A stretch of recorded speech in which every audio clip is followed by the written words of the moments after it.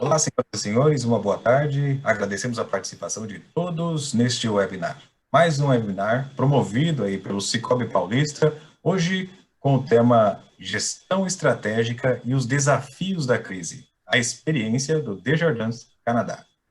Participação especial de Carlos Alberto dos Santos, consultor economista, especialista em gestão e políticas de desenvolvimento com foco em instituições financeiras, pequenas empresas e desenvolvimento econômico local. Professor e palestrante, publicou livros e dezenas de artigos em diversos países. Foi diretor do Sebrae Nacional por 8 anos e atualmente diretor da Coce Energia, Finanças e Empreendedorismo.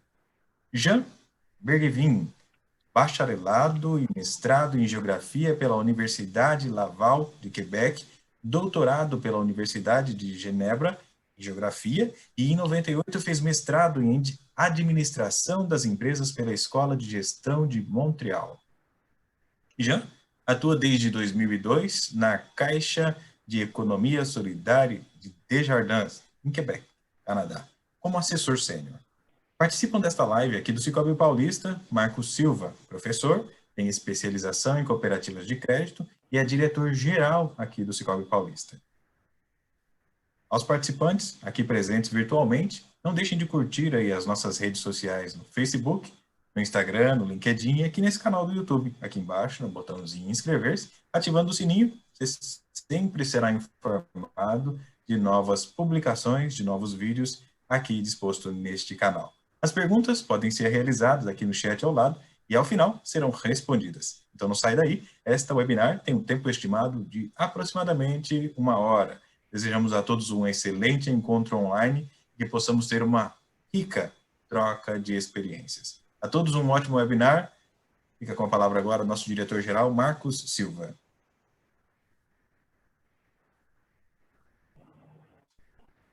Boa tarde a todos. É uma satisfação tê-los novamente aqui, mais um webinar do Cicobi Paulista. Agradecer a presença do Carlos Alberto e do Jean, né, especiais, né? Hoje uma live internacional, porque o Carlos está na Alemanha e o Jean lá no Canadá. E a gente estava batendo um papo, né, um contato da nossa diretora, a Maria Antônia, com o Carlos para a gente discutir como está os outros países depois dessa crise, já passando a primeira onda, já se fala da segunda onda da pandemia, eles já estão nesse estágio, e como as cooperativas têm ajudado, né, os pequenos empreendedores, os pequenos negócios, né, que é o foco de atuação das cooperativas. Então, a palavra agora é com o Jean, por favor. Pai, tipo, o que eu fiz? Pai, tipo...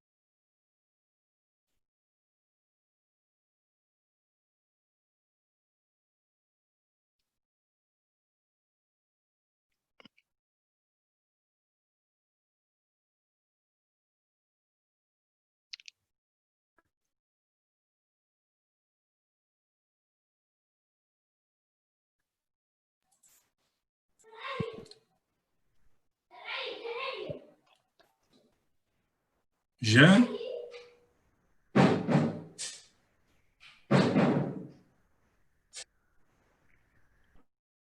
Sì, agora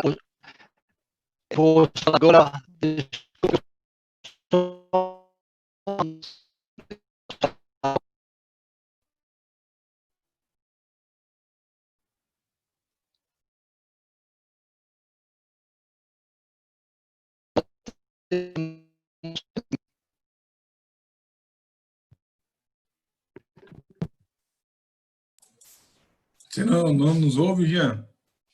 Ao vivo é assim mesmo, pessoal.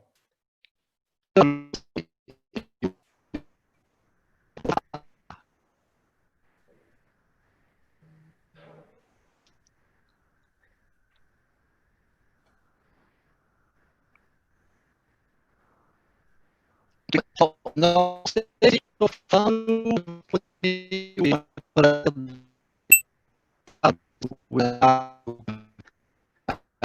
bom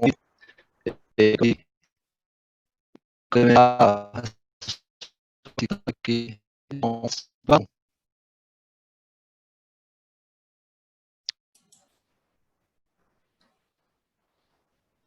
Não estamos conseguindo te ouvir, Jean.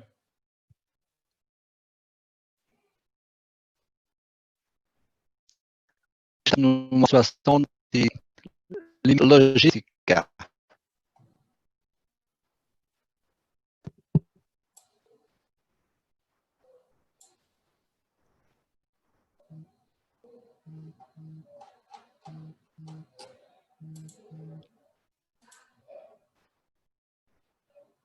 Carlos,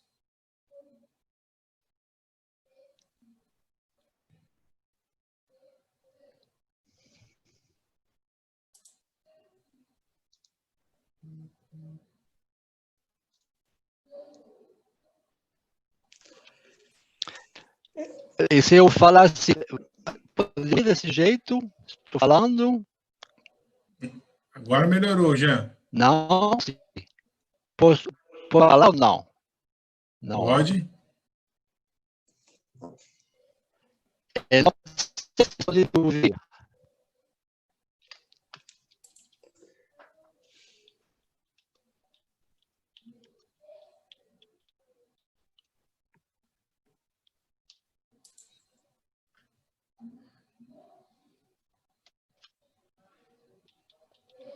Posso falar agora?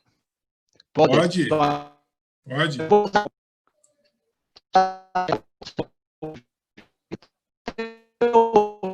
Então, se isso ajuda de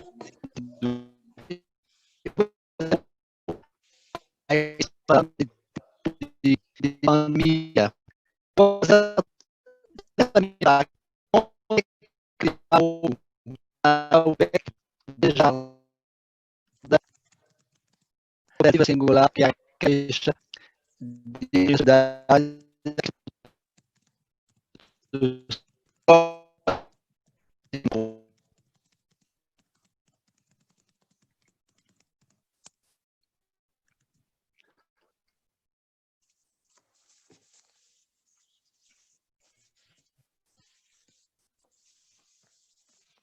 posso continuar, posso estar falando, não sei.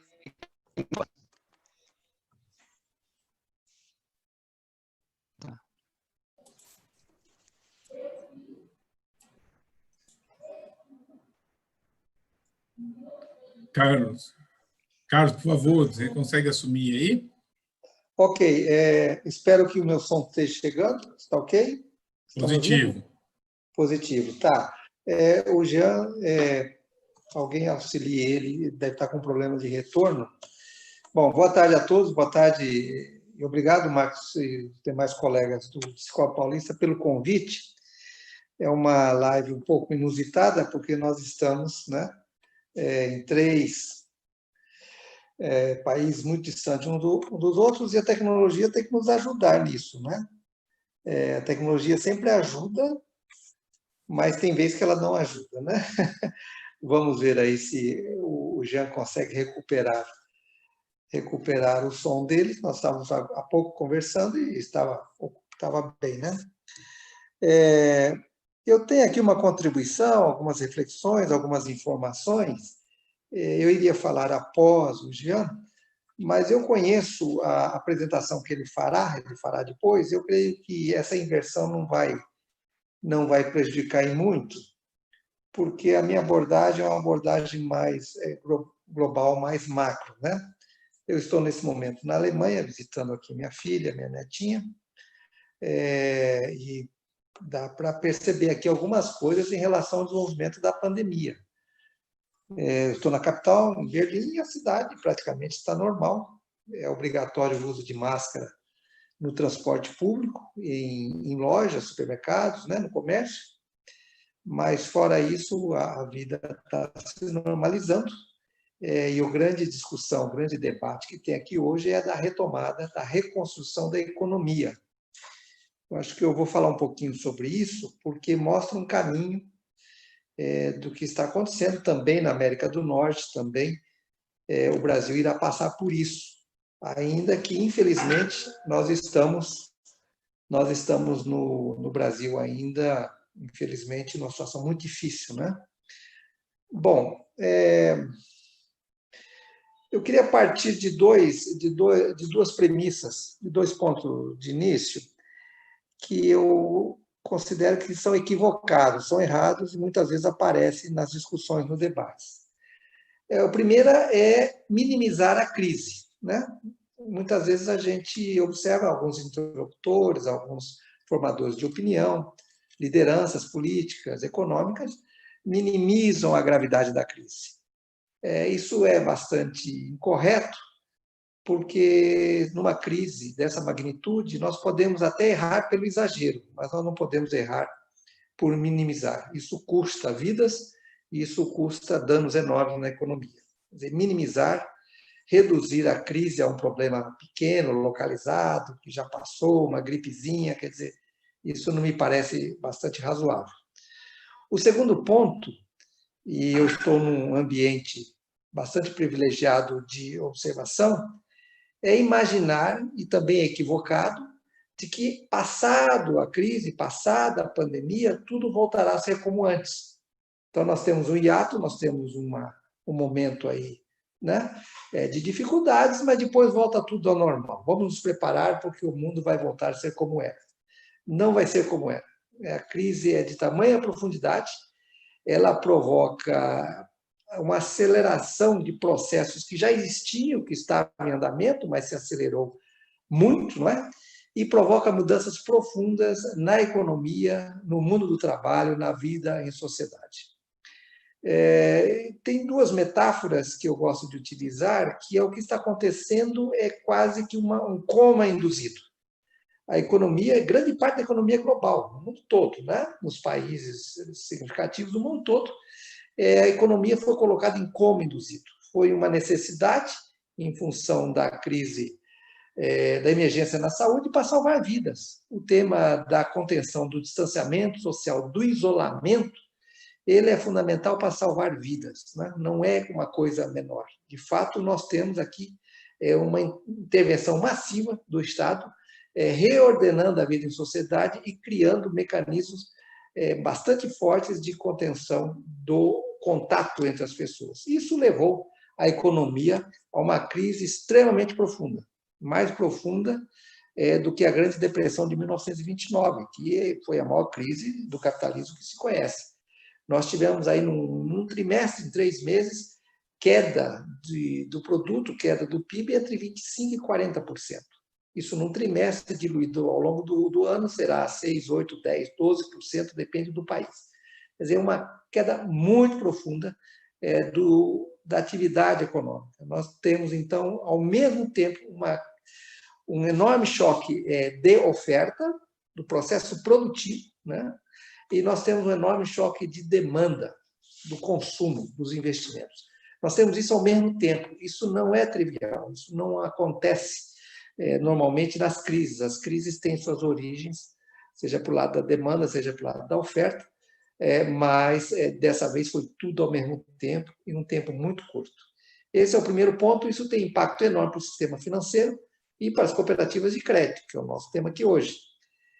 Diferente da crise de 2008, diferente de outras crises, o sistema financeiro ele acaba sendo atingido pela crise que surge na economia real, né? Ela inicia-se na economia real, ela impacta fortemente no comércio e no serviço, pela quebra da demanda, pelo isolamento necessário das pessoas, e ela vai progredindo para chegar no sistema financeiro.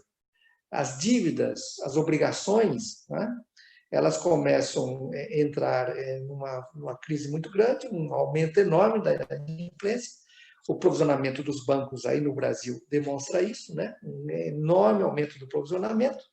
E a reação do Estado Nacional, se dá através de uma flexibilização da política monetária e de medidas fiscais expansionistas. Muito dinheiro injetado na economia e um apoio maciço do Estado para tentar resgatar a economia, tentar manter a economia, esse que foi num coma induzido, manter vivo para que depois saia do coma, né? Do estado de coma.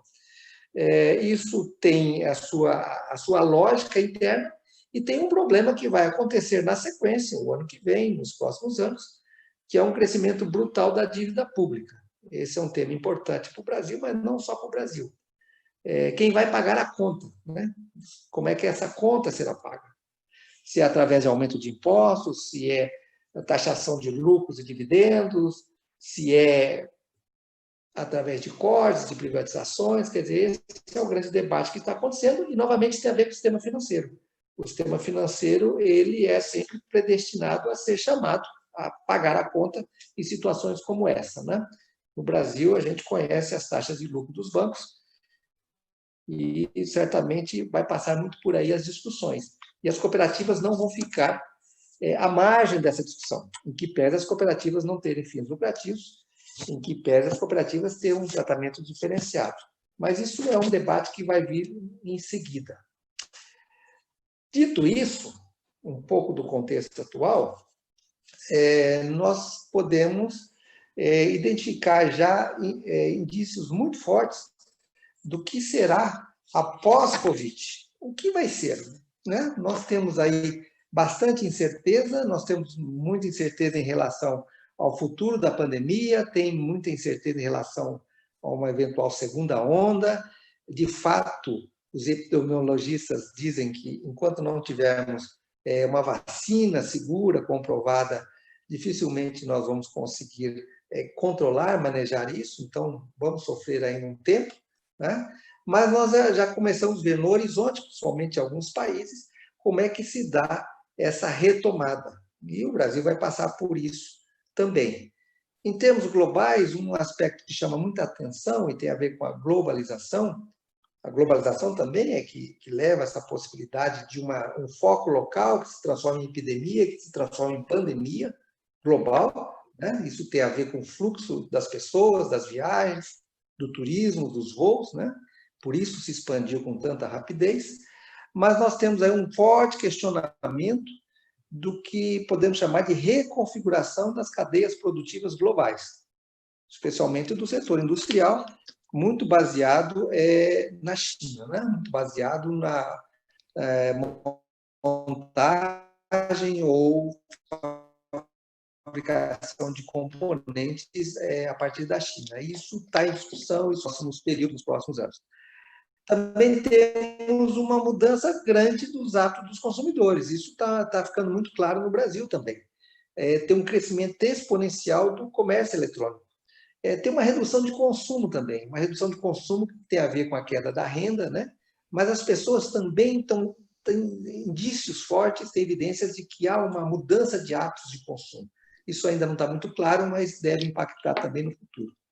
E, finalmente, uma intensificação e aceleração das transformações na economia e na sociedade. O teletrabalho, né, que nós agora mesmo estamos fazendo isso, os processos mais ágeis, a inteligência artificial, a mobilidade, os imóveis, o preço, o valor dos imóveis, o local onde se mora, o local onde se trabalha, como é que se desloca, o lazer, quer dizer, tudo isso passa por processos de mudanças no âmbito da pandemia com repercussões futuras. Por isso que não vai ser simplesmente uma volta ao passado.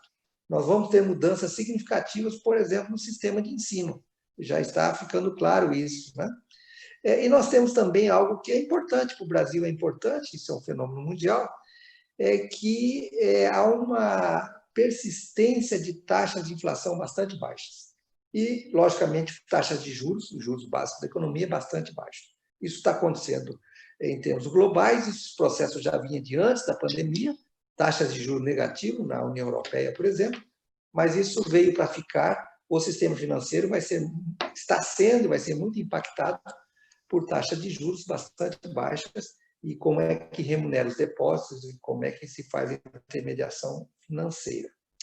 De uma forma bastante resumida, dá para dizer que na Europa, a Alemanha, né, centro da União Europeia, mas na União Europeia existe um grande conflito com a Inglaterra em função do Brexit, mas aqui o grande debate é da reconstrução da economia no pós-Covid. Isso já está em curso, os recursos, e como é que isso vai se dar e como é que se vai reconstruir o tecido produtivo. O grande tema é a reconstrução da economia em bases sustentáveis. O tema do meio ambiente, o tema da energia renovável, o tema da redução da emissão de CO2, né? O tema do aquecimento global, isso tudo vai se tornando central nas políticas econômicas, e isso é o motor da inovação, é o motor dos investimentos, é o motor de uma reconstrução econômica a partir de parâmetros mais rígidos, mais fortes, do ponto de vista da legislação, do ponto de vista dos consumidores, que exigem, né? Do ponto de vista da sociedade, em torno de uma economia mais adequada ao ambiente, ao meio ambiente. Isso é a Europa, mas isso também é os Estados Unidos. Os Estados Unidos está no meio de um debate eleitoral, terão eleições, né, proximamente, e a depender de uma eventual vitória do candidato democrata, se fala muito do Green New Deal, né? É um New Deal verde, quer dizer, a reconstrução da economia americana, que está sofrendo muito também, a partir de parâmetros ambientais que sejam mais rigorosos, que foram abandonados aí pelo governo Trump. E, finalmente, isso no Brasil. Parece que ainda é muito pequeno, embrionário, mas já surgem sinais. Recentemente, empresários e banqueiros mandaram uma carta ao vice-presidente Mourão, que é responsável pelas questões da Amazônia, mostrando muita preocupação em relação ao que está acontecendo na Amazônia, porque isso prejudica os negócios, prejudica as exportações, prejudica os investimentos. Também o ministro da Fazenda, os presidentes dos bancos centrais de todos os últimos governos lançaram uma carta falando num programa econômico ambiental mais amplo. Quer dizer, começa a vir forte para a agenda essa questão do meio ambiente, né? Então, a economia verde, ela é algo que vai ocupar uma centralidade nessa reconstrução, nessa retomada. Por que eu estou falando isso tudo? Porque quando a gente fala de sustentabilidade econômica, social, ambiental, nós estamos falando do local, de onde as pessoas vivem, onde as pessoas moram, trabalham, estudam, produzem. Nós estamos falando da economia local e nós estamos falando dos pequenos negócios, nós estamos falando do desenvolvimento local, nós estamos falando das cooperativas. O que diferencia, né, fortemente a cooperativa em relação a outras formas de empresas é a dependência intrínseca entre a economia, dinamismo local e os resultados da própria cooperativa. Então, esse é um desenvolvimento que casa e que vai na direção dos princípios, dos valores do cooperativismo. Isso é muito bom. E agora, na crise, a gente observa, né, no Brasil e em muitos países, que há um renascimento, há um reforço muito grande, a tentativa de apoiar o local, de apoiar o pequeno comércio, o setor de serviços, porque daí surge a dinâmica social, econômica, e é um setor que está sofrendo muito. No caso brasileiro, mas também em outros lugares, né? Eu caminho para mais 2 itens, já imaginando que o Jean, estou vendo ele aqui na tela, talvez ele já possa entrar em seguida, né, Jean? Certo, Marcos? Pós-Covid, o que está acontecendo em muitos países, mas me parece que pode ser muito forte no Brasil. Um boom de fusões e aquisições. É um processo que acontece sempre, né, na economia de mercado, mas que a crise agora acelera. Isso transversal em quase todos os setores da economia. A necessidade de ganhos de escala, de redução de custo, de aumento de produtividade, lucratividade, de sobrevivência econômica. Quer dizer, muitas empresas estão endividadas, muitas empresas estão com dificuldades enormes da falta de capital de giro, né? E essas empresas têm seu valor de mercado reduzidos, da própria crise, em função das dificuldades. Esse é o momento de concentração, esse é o momento de aquisição, de incorporação pelas empresas maiores, ou mais saudáveis nesse momento, de outras menores. Isso também no sistema financeiro, né? O sistema financeiro nacional, que já é altamente concentrado, nós podemos ter novidades aí nos próximos tempos, né? Existem algumas especulações, eu não quero entrar aqui, nesse momento eu acho que são especulações, mas chama a atenção como é que os 3 grandes bancos privados eles estão cada vez mais agindo, né, como em uma sintonia muito próxima, né, que isso pode significar no futuro. Serve também para o cooperativismo, né? O cooperativismo de crédito já vinha num processo de consolidação, de fusões, de incorporações, e esse processo deve ser acelerado nos próximos anos pela necessidade de escala, pela necessidade de ganhos de eficiência, redução de custos, que é inerente ao negócio financeiro. Não tem como ser diferente, né? há uma forte redução da renda, mas além da redução da renda, que por sua vez reduz o consumo, há também uma redução da propensão a consumo. Tem alguma coisa que está acontecendo de mudança de hábito do consumidor de comprar menos. Pode ser que isso depois não tenha tanto impacto, mas nesse momento tem alguns indícios nessa direção. O que pode fazer um redesenho de toda a cadeia de distribuição, do comércio varejista, dos shopping centers, etc. etc. Não é? Por isso também que esse debate de abertura do comércio, né, nós temos observado em São Paulo, que os shoppings reabrem e as lojas não vendem, né? Não estão faturando. Fala-se de que a queda de 90% do faturamento. Então, o custo fixo que já estava lá, soma-se o custo variável da reabertura do negócio e não tem faturamento, quer dizer, amplia o prejuízo. Uma situação muito difícil e muito difícil para os cooperados PJs do Sicoob, com certeza, né? A boa notícia é que nós vamos ter inflação e juros baixos, né? Isso eu acho que já está contratado. Nós temos câmbio alto, né?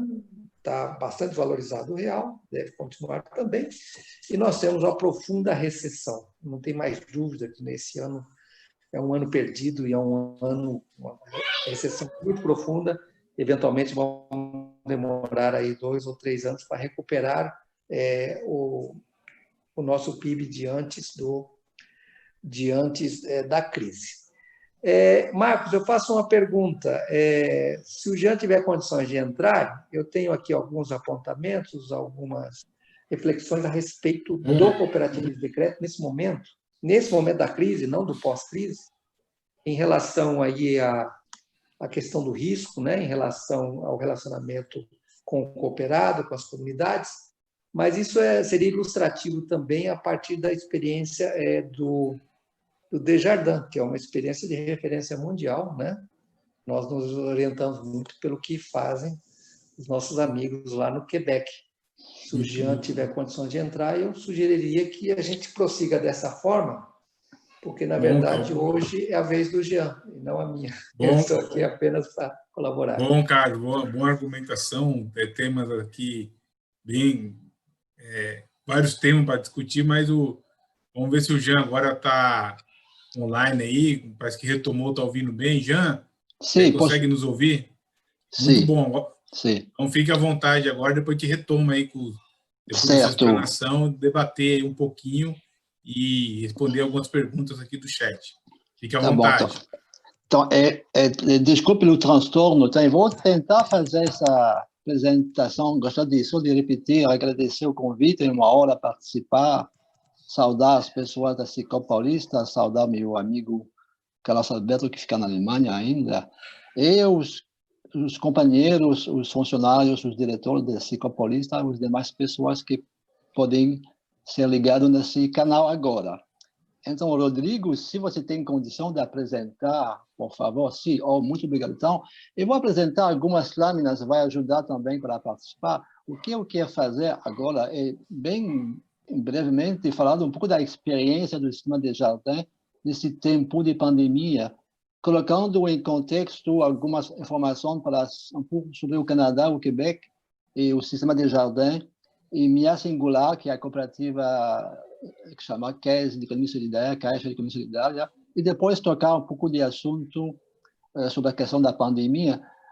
Acho que não sou a melhor pessoa daqui para falar da pandemia e do sistema, mas dá para passar algumas informações em português para ajudar. Então, vamos lá, Rodrigo, próxima, por favor.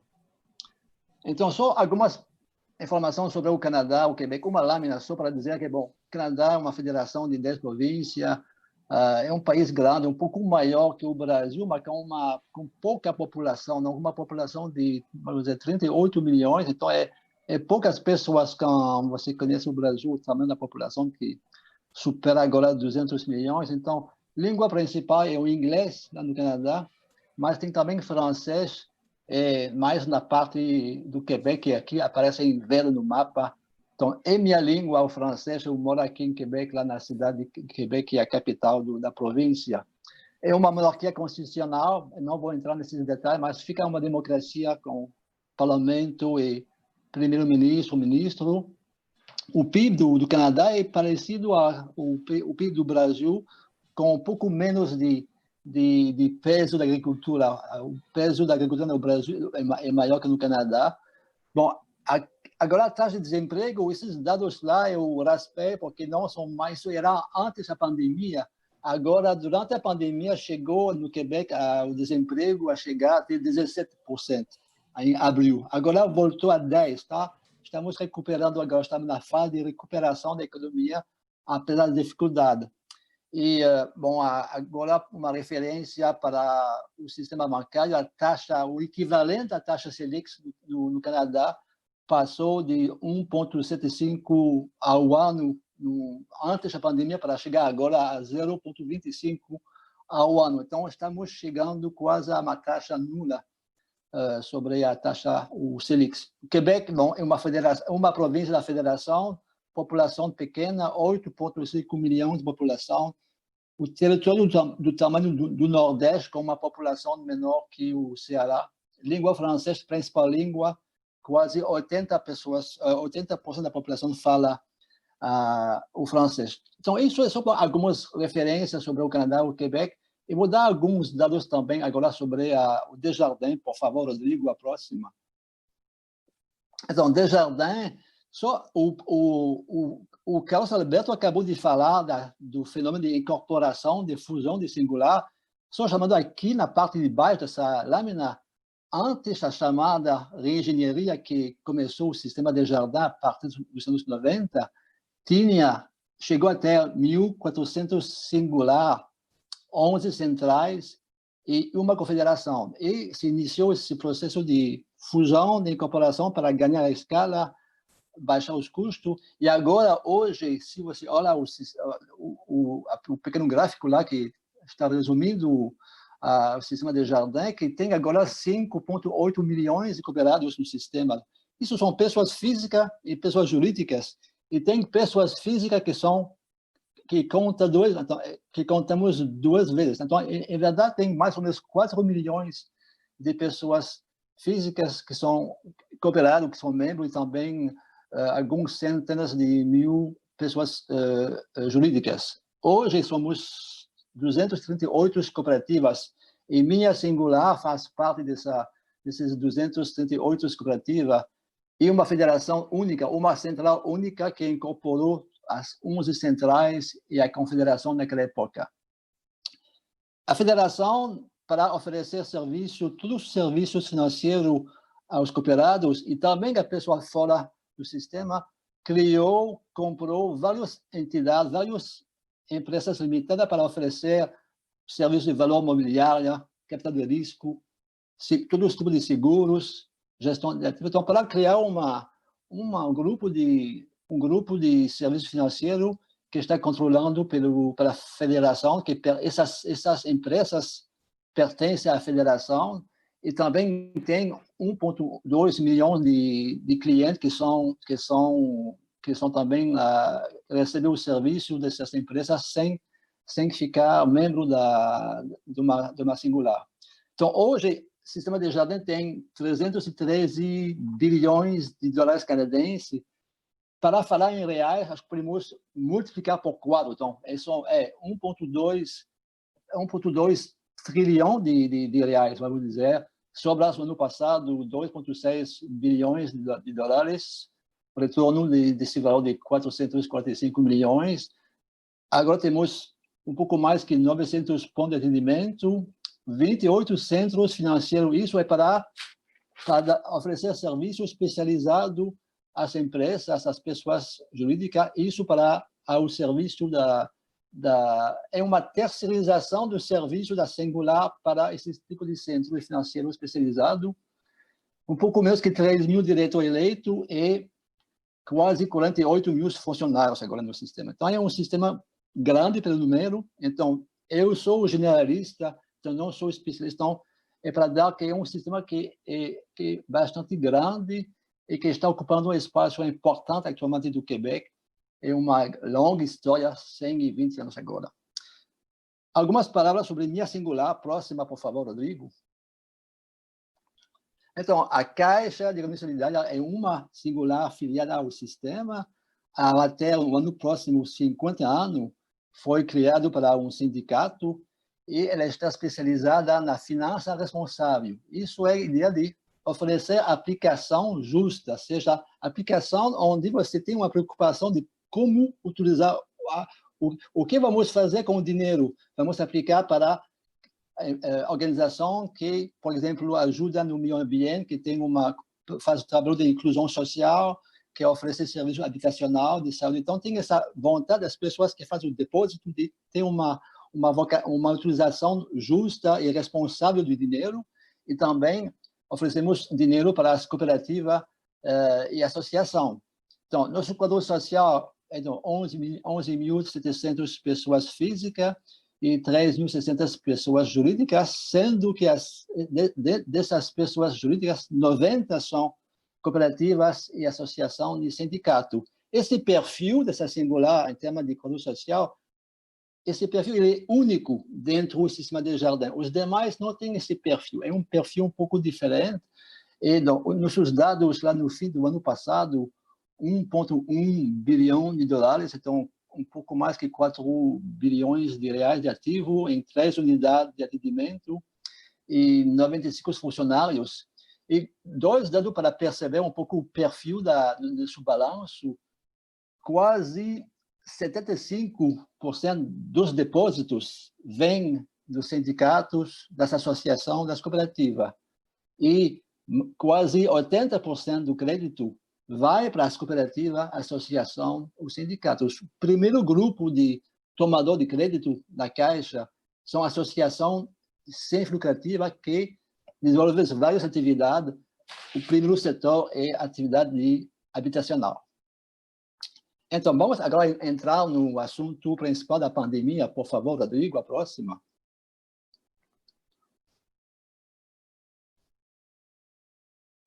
Talvez que você não escuta mais. Por favor, a próxima lâmina. Obrigado. Dá para continuar, Marcos? Está certo? Bom, pode continuar, Jean. Está indo bem. Som bom, tudo perfeito. Ótimo, obrigado. Então, sobre a questão da pandemia, qual foi a posição estratégica de Desjardins logo no início? Dois grandes objetivos. O primeiro objetivo, proteger a saúde da população, dos cooperados, dos clientes também, e dos funcionários, e também reduzir o impacto da crise para os cooperados e os clientes do sistema Desjardins. Então, só alguns contextos dizendo que a pandemia ela bateu muito forte, não no Canadá, ela bateu muito forte no Quebec. Foram mais que 60% dos casos e dos mortos que foram no Quebec, sobretudo para as pessoas de 70 anos e mais que estão ficando em conjunto habitacional com o serviço de saúde. Então, isso bateu muito forte lá. Em março, bom, obviamente, o governo parou quase tudo, fronteiras foram fechadas. É importante dizer que, nesse contexto, os políticos, tanto do federal, do provincial, das prefeituras, eles falaram de uma mesma voz. É uma situação excepcional e que precisa de medidas excepcionais. Então, a população colaborou bastante e as medidas de isolamento foram respeitadas de uma maneira bem geral. E também os governos, acho que todo mundo acho que no mundo inteiro foi isso, os governos abriram as torneiras muito grandes, vários programas de auxílio, de estímulo econômico para as pessoas, as empresas, todos os tipos de empresas pequenas, médias, grandes, e todos os setores econômicos. E agora, hoje, aqui no Canadá, no Quebec, em julho, é nosso verão, nós estamos no meio do nosso verão, então as pessoas estão um pouco começando a respeitar menos as regras, então o governo tem o medo de ter uma segunda onda, e essa semana o governo provincial está obrigando agora, a partir de sábado, de colocar a máscara em todos os lugares fechados do Quebec, seja nas lojas, shopping center, nos restaurantes. Então, é um medo para a questão de uma segunda onda que vai começar a bater. Então, entrando agora nas medidas próximas, por favor. Então, sobre a questão de proteger a saúde. Então, já no início de março, seja antes que o governo decreta de parar quase tudo, Desjardins já fez uma interdição a todos os funcionários de viajar fora da região deles, para reduzir a questão da pandemia e de receber pessoas de fora. Então, nós estávamos planejando receber um grupo de brasileiros em junho, então, essa missão foi cancelada. E quando o governo parou quase todo, Desjardins decidiu de fechar 1/3 dos pontos de atendimento para manter o mínimo de serviço nas cooperativas. Temos de saber que, de uma maneira geral, tem pouco serviço nas cooperativas. Atualmente, para dar uma ideia, se você olha o volume de transação, são 2% que se faz lá na cooperativa. 98% se faz de uma maneira automática, ou por internet, ou nos ATM. Então, tem poucas pessoas que vão nas cooperativas, mas, mesmo assim, fecharam 2/3 foram 1/3 foi fechado para reduzir os riscos. Então, nesse contexto, para a maioria dos funcionários, temos de trabalhar para da casa, fazer o teletrabalho, como falou Carlos Alberto. Uma regra que foi decidida que os funcionários de Desjardins, que têm de continuar ir na cooperativa trabalhar, estão ganhando um meio dia de folga por semana para compensar aquela situação de um pouco mais estresse, mais então é uma compensação em termos de meio dia de folga. Podemos receber auxílio financeiro para comprar móveis mais ergonômicos para trabalhar na casa, uma cadeira mais confortável, uma lâmpada, coisas assim para ficar mais confortável. Estamos trabalhando à distância, Skype e agora Teams. A maioria dos funcionários vão ficar trabalhando da casa ainda hoje e vão até agora os últimos notícias de dizer que vamos retomar lá em agosto para trabalhar no escritório. Nós achamos que depois da pandemia vai mudar, vamos ter ainda bastante trabalho da casa. Temos obrigação de tirar férias, a ideia temos de descansar, de relaxar um pouco, e além do que já existia, tem serviço de consultoria para a saúde, o estresse, questão psicológica para enfrentar melhor essa situação, essa crise que estamos vivendo. Então, isso era mais para proteger a saúde. Então, vamos passar agora a próxima, por favor, sobre a questão de como Desjardins o que colocou em posição para reduzir o impacto da crise. Então, primeira coisa, acho que os bancos no mundo inteiro, as cooperativas, fizeram isso, medidas de alívio para as pessoas físicas e as pessoas jurídicas. Então, a ideia de adiar os pagamentos sobre os empréstimos, cartão de crédito, cheques especiais. Então, as pessoas podem decidir que eu quero adiar o pagamento principal e juros. Então, isso é uma questão de adequar e de renegociar toda a dívida. Tem também uma decisão para a Desjardins decidiu de diminuir, de reduzir a taxa de juros sobre o cartão de crédito durante o período desse período de adiamento. Então, o cartão de crédito de Desjardins, nós trabalhamos com a Visa e com a Mastercard. Então, o mais comum é quase 20% ao ano, que é a mais alta taxa de juros aqui que você pode... Então, eles cortaram para 10,9% ao ano para reduzir um pouco a pressão sobre a liquidez, os custos para as pessoas.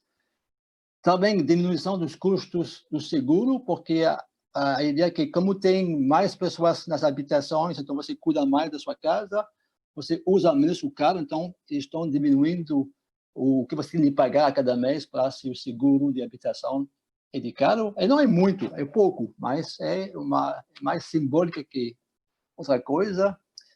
Também para essas empresas, de aumentar a proteção dos seguros das empresas para cobrir os bens. Por exemplo, as pessoas vão pegar o computador da empresa e levam na casa, então, para que o seguro possa cobrir esses bens que são agora na casa. e aumentar também a proteção para as empresas que aumentam os volumes de entrega, mas tem mais risco nas ruas. Então, tem um ajustamento para isso. Eles teve uma análise para mudar um pouco a maneira de cobrar os custos das taxas de serviço. Você tem os pacotes de transação, você pode fazer X transação por mês, X cheque. Então, com a pandemia, se você tem de ultrapassar seu pacote, você não vai pagar a diferença, você vai manter o custo igual. E também eles aumentaram o limite para o pagamento com débito sem contato lá nas lojas para evitar se tocar as coisas, então para facilitar as transações. Então isso é uma parte da questão de reduzir o impacto. Próxima, por favor.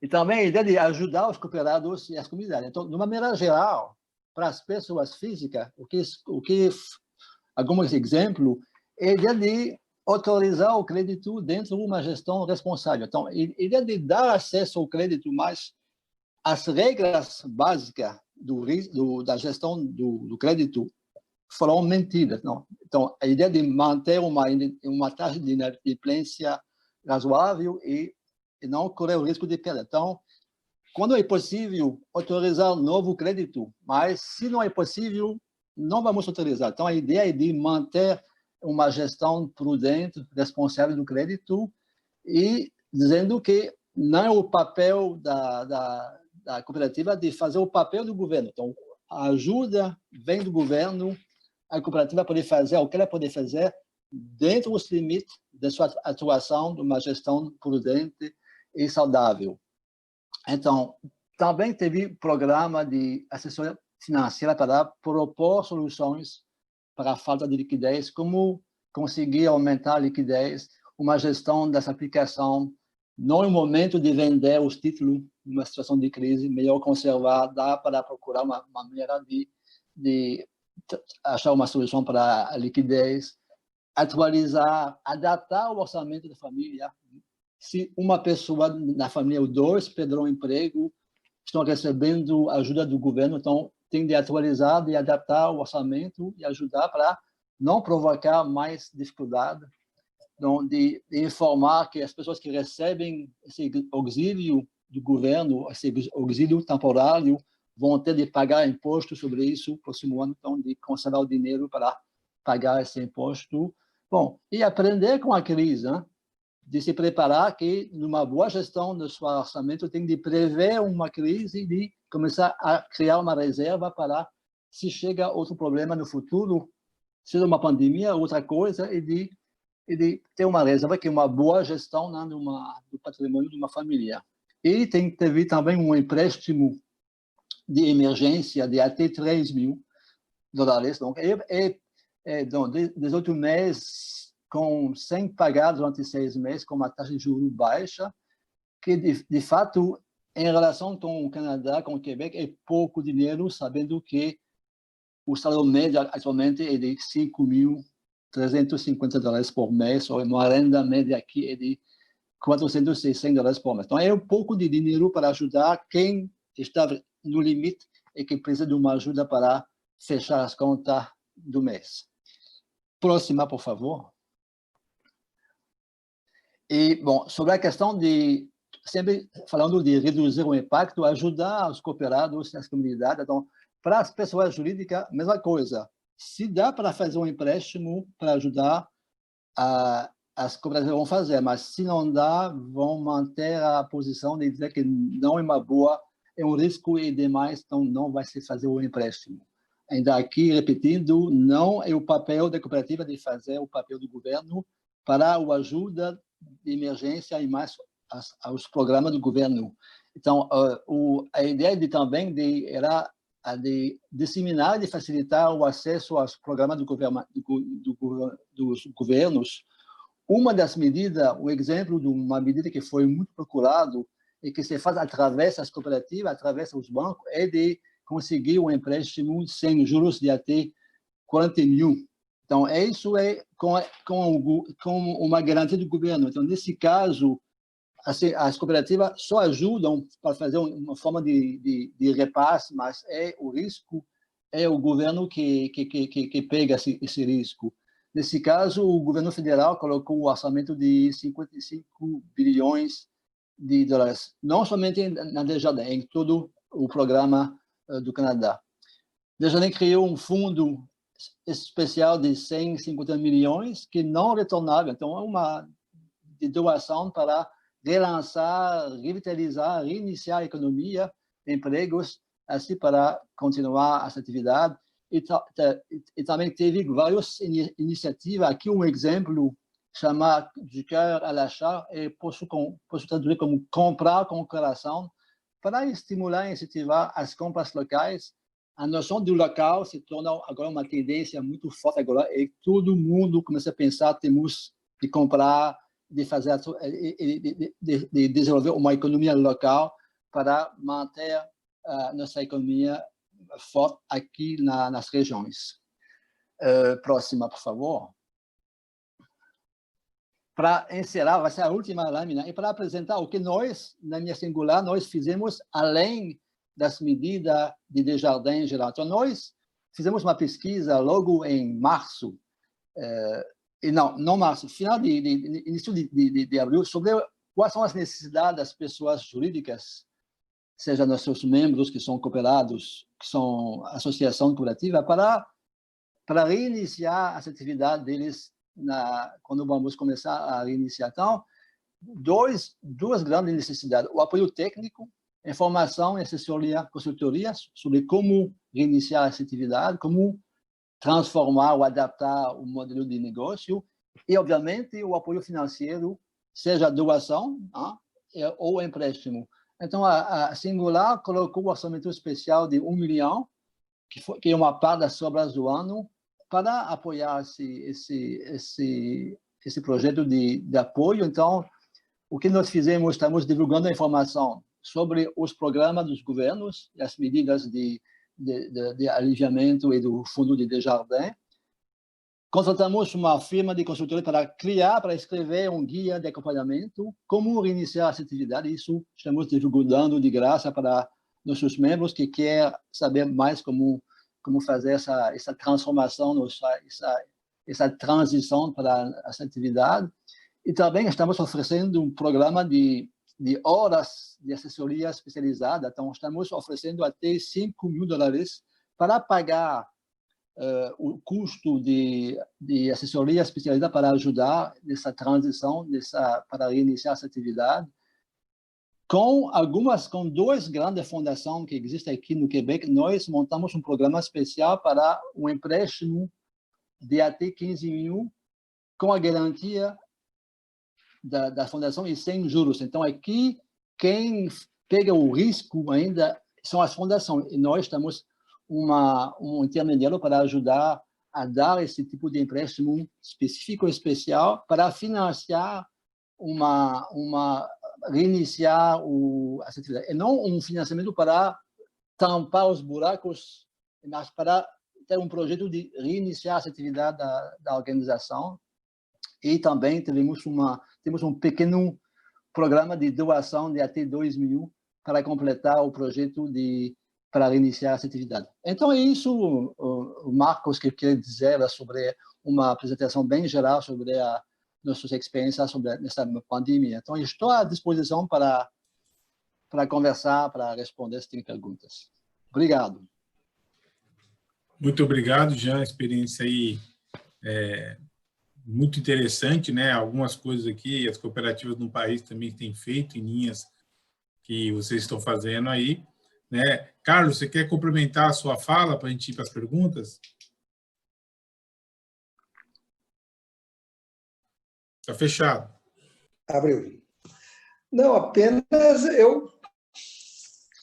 a gente sabe da história fantástica do Desjardins, né? 120 anos, mas tem um dado para todos que estão assistindo que me chamou muita atenção, é que a Singular do Jean tem 4 bilhões. Ele fez um cálculo no câmbio que eu acho que é até mais que 4 bilhões de reais, mas vamos dizer 4 bilhões de reais É, E são 95 funcionários, né, Jean? é. É só, quer dizer, os brasileiros todos que estão ouvindo, dá para imaginar uma singular com 4 bi de ativos, com 95 funcionários, né? Então, é um grau de eficiência fantástico. E ele disse outra coisa também que me chamou a atenção. Ele disse que 98% das transações, agora, nesse período, foi realizado digital, remoto, né? Pela internet, mobile, principalmente pelo celular. Os números, Jean, do Sicoob, os números mais recentes, teve um crescimento grande, é cerca de 85%, né? Então, dá para imaginar também que dá para crescer muito, né? Tem espaço ainda para crescer o digital. O que lança uma questão, Marcos, e acho que é a questão para o debate, é que na medida que vai crescendo a utilização dos canais digitais, e isso é absolutamente correto e racional, eu utilizo porque é bom para mim, porque é mais acessível, é mais amigável, é mais rápido. Isso é bom para a cooperativa também, porque se torna mais seguro, mais barato. Na medida que amplia cada vez mais a interação à distância entre cooperado e cooperativa, mais se coloca a discussão sobre o modelo de negócios, né? Sim. Em que realmente a cooperativa é diferente do banco comercial. Por que o Desjardins é tão forte lá no Canadá, sendo que parece que virou um banco digital, é quase tudo digital, né? Mas não é um banco digital, porque ele mostrou tudo que está fazendo lá e não creio que banco nenhum está fazendo o que eles estão fazendo e tal, né? Mas isso E um detalhe, Carlos, né, que ele também falou aí dessa ação de incentivo para retomada, né? Além de dinheiro, a orientação para o pequeno empresário. Isso que é importante a gente se atentar aqui no país também, né? Exatamente. Muitas vezes o problema maior não é nem a falta de recursos. Né? Muitas vezes é a estratégia mesmo, né? O Sebrae, né, em São Paulo aqui, não sei se nos demais estados da federação, tem um programa de apoio, né, até o Sicoob Paulista e outras cooperativas aqui no estado também, está proporcionando aos cooperados isso, né, um treinamento, orientação virtual já também, né, para ele entender como vai voltar, como vai pôr a loja dele nos meios digitais, né. Mas uma coisa interessante, aproveitar o Jean aí, esse processo aí que você falou que foi de aglutinação das cooperativas aí na década de 90, foi como estruturou, né, e diminuiu muito. Como foi esse trabalho, né, que você vê o número de profissionais aí, é o número de dirigentes que nós temos aqui no nosso Brasil, né? Então, eu gostaria que o senhor comentasse um pouquinho disso. Eu vou comentar porque eu vou aproveitar também o que colocou o Carlos Alberto sobre a questão o número de funcionários, a eficiência. Tem de entender que ele também o que colocou sobre a questão do modelo de negócio. Essa reengenharia que começou nos 90, que foi uma coisa que está ainda continuando, porque cada ano que estou atualizando minha apresentação sobre Desjardins, estou de reduzir o número de singular, aumentar os ativos. Então, está continuando. É que foi uma questão de, a partir do momento que fica mais fácil de fazer uma transação sem ir até a cooperativa. No início foi ATM, telefone e depois na internet. Então, se você faz as transações através de outros meios, o que serve a cooperativa? Então, foi a ideia de transformar a cooperativa em um lugar de oferecer um lugar de transação em um lugar de relação. Relação de assessoria para atender as necessidades das pessoas. Então, as pessoas não são mais caixas, não temos mais caixas. As pessoas são assessores de planejamento financeiro. Eles têm de dar serviço de atendimento para identificar quais são as necessidades da família. Agora, você quer uma casa, então vamos ver, então planejar como poupar, você tem seguro. Então, se torna um lugar onde você cria uma relação com um valor agregado, porque pagar um boleto, pagar uma conta, não tem valor agregado. Faz com a internet, faz com o telefone, mas não precisa vir da Caixa. Então, quando você vem da Caixa para negociar um projeto, conseguir um financiamento, eu recebo cada ano grupo do Brasil que vem lá nos visitar, eles sentam e tem ninguém, não tem fila. Ele diz, Mejan, você tem 1,1 bilhões de ativos e tem ninguém que vem aqui. Por quê?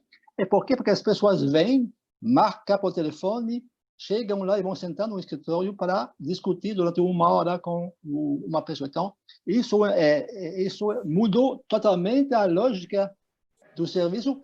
Para o quê? Para enfrentar a concorrência dos bancos, porque os bancos também fazem isso. Sem essa engenharia, que foi uma coisa difícil, que foi uma coisa, às vezes, braba, acho que o Desjardins não conseguiria sobreviver. Então, foi uma obrigação para sobreviver no setor do serviço financeiro muito competitivo. Aqui no Canadá, no Quebec, são grandes bancos canadenses que ocupam ainda o mercado. Desjardins está importante no Quebec, mas se você olha os dados no Canadá, cooperativismo de crédito financeiro é menos que 10% do mercado.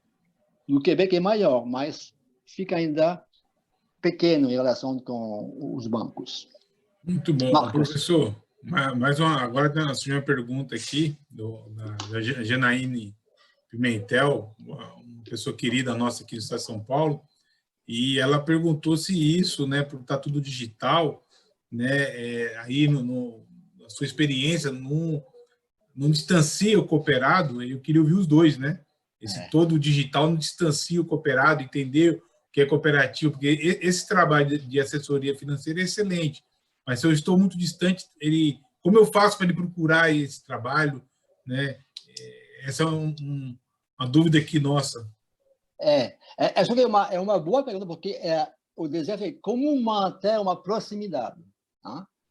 Então, a proximidade é de se aproximar das necessidades das pessoas.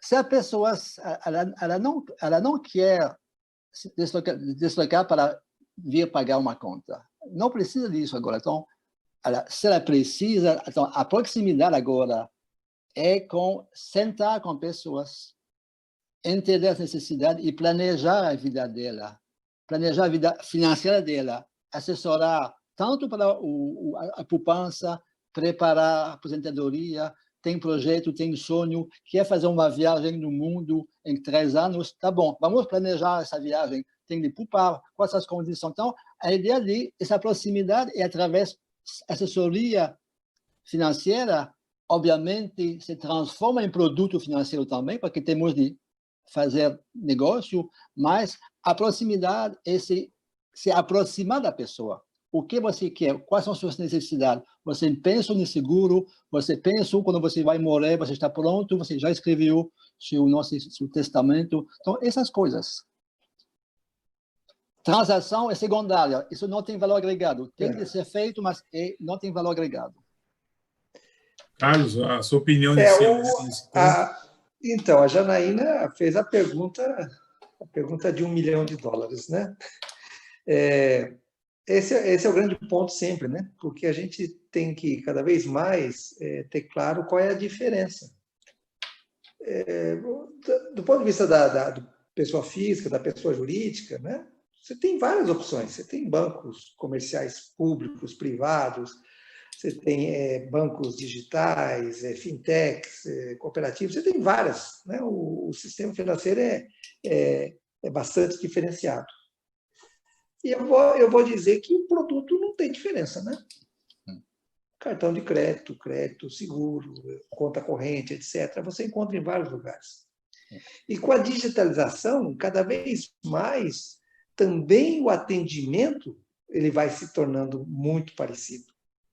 Quer dizer, para 84% das transações que é feito no Sicoob já digital, eu estou fazendo no Sicoob, mas poderia estar fazendo num banco digital. Poderia estar fazendo no Bradesco, no Banco do Brasil, em qualquer outro lugar. Então, eu não tenho diferença no produto, eu não tenho diferença nesse canal, né? Vamos dizer assim, que é um canal que vai predominar cada vez mais. E, normalmente, se fala, não, a diferença da cooperativa para os outros, para os concorrentes, é que a cooperativa é mais barato. Né? Essa é uma discussão importante. É fato que é mais barato, e é mesmo, já foi muito mais barato, está diminuindo, mas continua sendo mais barato. E é fato também que as pessoas se associam à cooperativa para ter uma vantagem econômica, é um grande argumento também para trazer as pessoas para a cooperativa. Mas eu quero dizer aqui, arriscar dizer o seguinte, essa vantagem, esse diferencial das cooperativas de crédito no Brasil, ele é transitório. Ele não vai ser no futuro, ele não é permanente. O que caracteriza a cooperativa não é porque ela cobra mais barato que o banco. Em alguns casos, hoje a gente está vendo já produtos que são mais baratos que das cooperativas. Ou a gente pode dizer, o Jean pode falar sobre isso, possivelmente o Desjardins não cobra mais barato do que os bancos concorrentes. Na Alemanha não tem diferença do Volksbank e Raiffeisen para outros bancos, né? Então, também não é o preço. O preço ainda é uma diferença, mas ela não vai ser para sempre. Então, para que cooperativa? Né? E eu acho que aí, cada vez mais, e a crise ajuda nisso, nós temos que discutir relacionamento. Relacionamento, essa que é a diferença.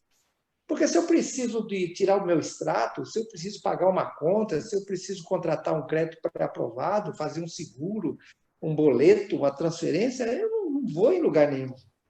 Eu não quero ir, não é bom para mim, não é bom também para o agente financeiro cooperativo. Não precisa ter estrutura para atender uma pessoa para fazer um depósito, para fazer um saque. Quer dizer, isso tudo se faz pelas máquinas.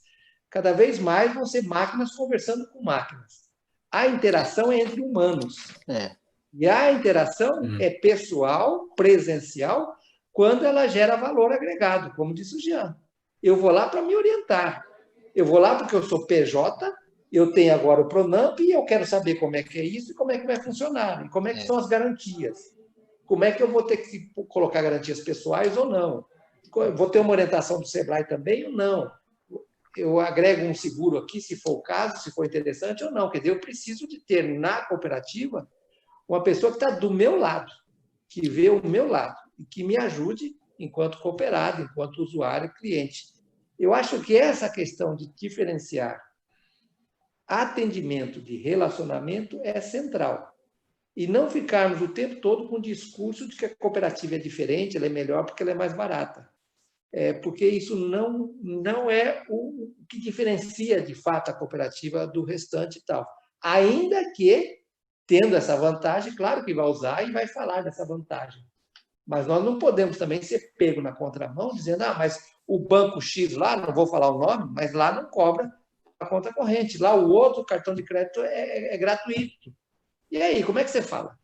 Como é que você discute isso? Né? Então, você tem que mostrar, eu agrego valor para o cooperado e para as comunidades. O princípio 7º. Eu faço coisas que banco nenhum vai fazer. Nem banco público vai fazer. Se não conseguir fazer esse diálogo com a comunidade, eu vou ser mais um agente financeiro e concorrendo por preço. E a gente sabe o que acontece quando concorre por preço. Você está cada vez mais indo para baixo. Né? Bom, eu acho que, Janaína, esse é o grande tema, Janaína. Essa pergunta tem que fazer o tempo todo, e todo o tempo a gente tem que discutir isso. Jean, e, cara, muito bom, a gente avançou, a gente teve uma dificuldade no começo, a gente agora está indo bem. Duas perguntas aqui, mas eu não vou, a gente não vai conseguir responder todas, mas uma aqui eu achei interessante. Aí, na Alemanha, o Carlos, e no Canadá, já tem se dizendo uma provável segunda onda, né? E como está se preparando o sistema cooperativo, caso venha ocorrer, que o Jean mostrou muito bem, está bem estruturado, bem organizado, atendendo toda a pessoa física, jurídica, ajudando na retomada, e como está se pensando aí as cooperativas e o governo, caso tenha uma segunda onda aí? Jean. Sim.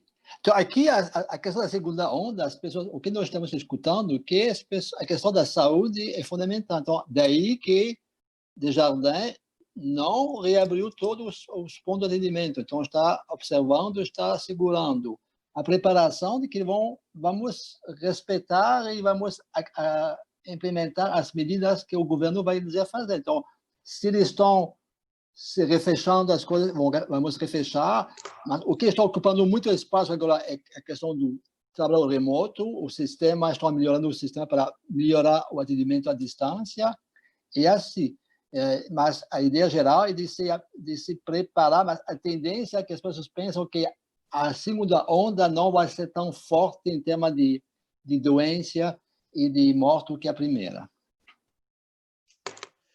Essa é uma situação terrível, né? Terrível. Eu estava lembrando que no ano passado, né? Em aeroportos, principalmente em viagem no exterior, de vez em quando eu via pessoas com máscara na fila do avião, dentro do avião. E quase sempre eram asiáticos, né? Eram asiáticos e tal. E eu confesso que eu via a pessoa com máscara e eu ficava um pouco incomodado, porque eu ficava pensando, a pessoa é doente, né? A pessoa... Era uma coisa estranha, eu ficava meio constrangido, um sentimento de dó, coitado, será que é câncer, vai morrer e tal, né? Hoje eu saio de máscara, eu esqueço até que eu estou de máscara. Olha que ponto, né? Nós estávamos fazendo, antes de começar a live, tinha alguém de máscara aí, né? Quer dizer, ia fazer a live de máscara também, né? Como é que a gente se acostuma? Bom, essa questão da segunda onda, essa história, ela aparece, ela vai e volta, né? Como também a possibilidade de ter outras pandemias. Outros, né? Covid-19 e tal, porque esses tipos de vírus, eles são mutantes e coisa do tipo. Quer dizer, nós estamos entrando numa fase, isso tem a ver com vários movimentos, que é uma fase muito complicada, né? Da vida em sociedade, da aglomeração e tudo mais.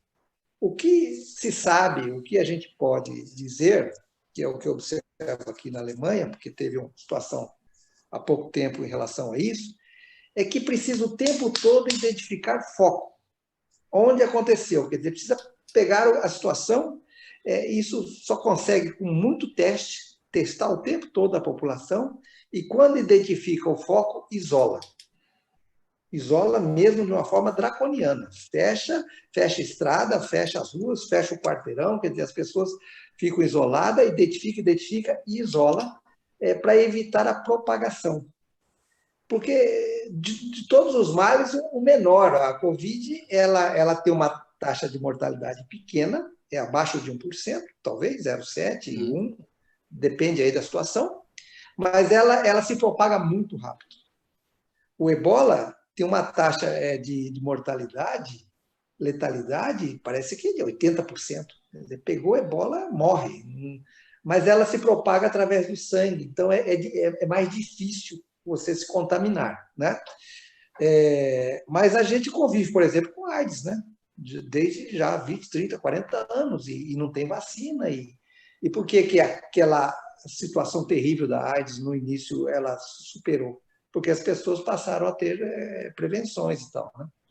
Então, essa situação, não sei o que dizer, né? Não sei o que dizer. Outro dia eu li, só para encerrar, uma coisa bastante curiosa, muito interessante, que dizia a sociedade tem que criar antivírus, né? Em analogia ao antivírus do computador.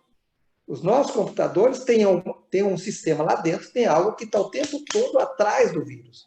Quando chega o vírus, ele prende o vírus, ele para, ele trava, ele isola, né? Então, as sociedades vão ter que desenvolver um sistema de saúde, né? E vão ter que desenvolver mecanismos de informação, de contenção de vírus, análogo ao que faz os sistemas de informação, os computadores. Quer dizer, apareceu, prende o bicho, isola, não deixa ele contaminar o resto. Porque isso parece que veio para ficar. Nós vamos ter que conviver com isso por muito tempo, né? Não vai ter jeito, notícia, não. Mas eu acho que é a mais realista nesse momento. É a mais realista, né? Eu acredito que nesse momento nós temos que ser realistas mesmo. Eu agradecer, Jean, gostaria de você fizesse as considerações finais. Muito obrigado, é muito bom compartilhar aqui.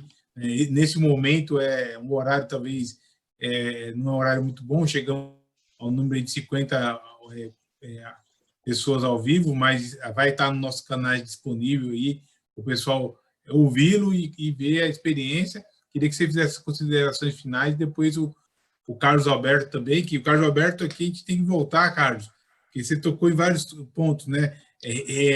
a cadeia produtiva mundial, como vai se organizar, o nosso país, a questão de industrialização que ficou aí parado muito tempo, e a gente tem que pensar, né, não só em ação, né, e a gente acaba sendo o grande celeiro do mundo, né?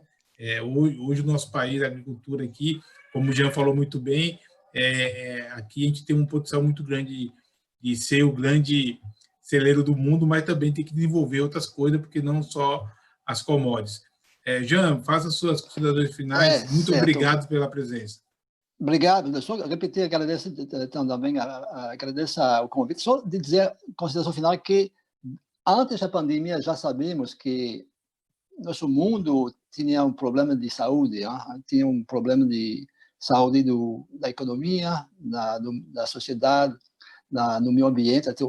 E acho que essa pandemia está chamando a atenção ainda mais que as iniciativas de grupo, as iniciativas locais das comunidades, as cooperativas, é uma solução, é uma proteção para tentar minimizar esses riscos, tanto sociais, ambientais, que na sociedade. Então, obrigado pelo convite, e acho que, parabéns a você de tocar o cooperativismo, acho importante o cooperativismo, temos de continuar tocando esse cooperativismo, uma forma de resposta respeitando as pessoas, respeitando o meio ambiente e respeitando as necessidades da comunidade. Muito obrigado.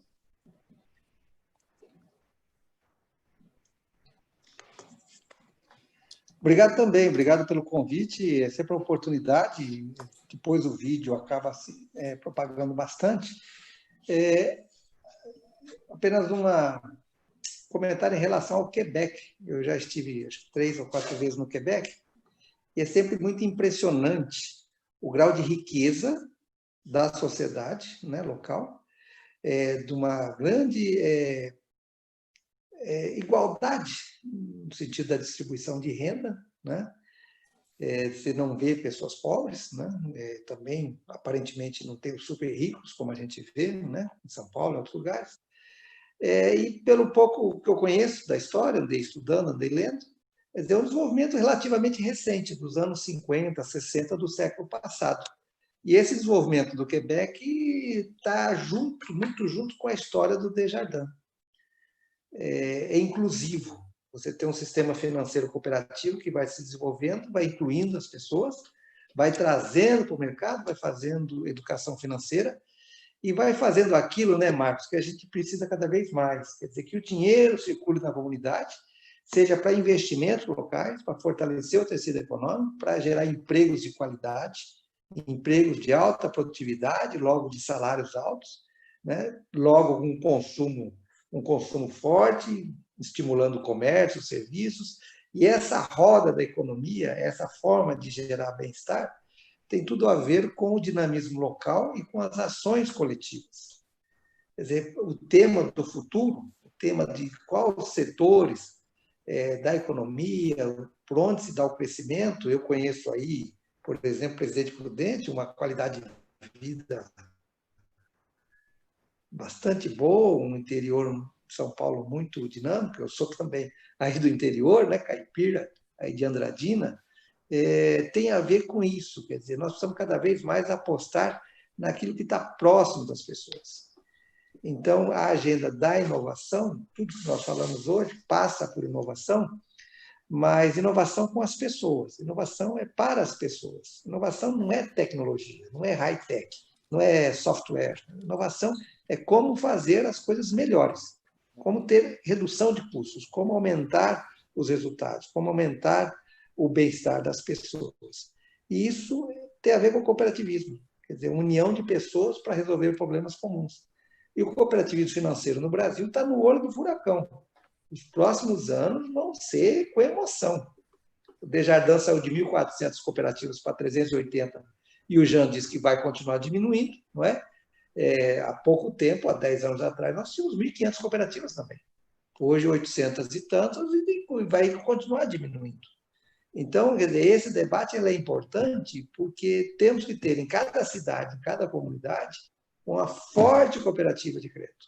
Um agente financeiro poderoso, robusto, que enfrenta e que concorre com os grandes agentes financeiros privados ou públicos no Brasil. Quer dizer, fazendo a diferença para a comunidade, né? Tendo um relacionamento mais próximo e gerando valor para a comunidade. Quer dizer, essa é uma agenda e vocês do Cicobi Paulista estão de parabéns. Eu acho que vocês estão fazendo as coisas direitinho, são ambiciosos, têm uma tarefa muito grande, uma responsabilidade muito grande aí no Estado, né? O Estado de São Paulo é o calcanhar de Aquiles do cooperativismo financeiro do Brasil, né? Aí passa muito do futuro, aí estão muitos dos problemas que nós temos no cooperativismo também, né? Mas o cooperativismo é parte da solução, né? Então, é um prazer ter atendido o convite de vocês e a gente continua com essa conversa, né? A pergunta da Janaína foi direto ao ponto, né? É uma coisa que eu sempre gosto de falar e naturalmente surge, né? Mas fica aí um abraço e um convite a todos que tiveram a paciência de ouvir, né? Obrigado também pela presença. Obrigado, Jean. Obrigado, Carlos Alberto. O Cicobi Paulista, eu estou aqui, diretor-geral, agradeço o nosso presidente, seu Edson, no apoio à diretoria executiva e trazer assuntos para a gente contribuir com o cooperativismo, com o nosso quadro de sócios, com nossos empreendedores, que teremos aí realmente um momento de retomada peculiar, né, por ser uma coisa, ninguém passou por isso. A analogia que o Carlos fez de colocar a economia como foi perfeita, e realmente vai ter que retomar, e as cooperativas têm um papel fundamental. Agradeço a todos, até a próxima. Em breve divulgaremos nos nossos canais, nas nossas redes sociais, as nossas próximas lives. E, Carlos, já está o convite aqui, né, as pessoas colocaram aqui no chat para a gente voltar e discutir um pouco mais sobre a retomada da economia aqui no nosso país. Muito obrigado, Jean, Carlos, e até a próxima. Obrigado, tchau. Tchau, tchau.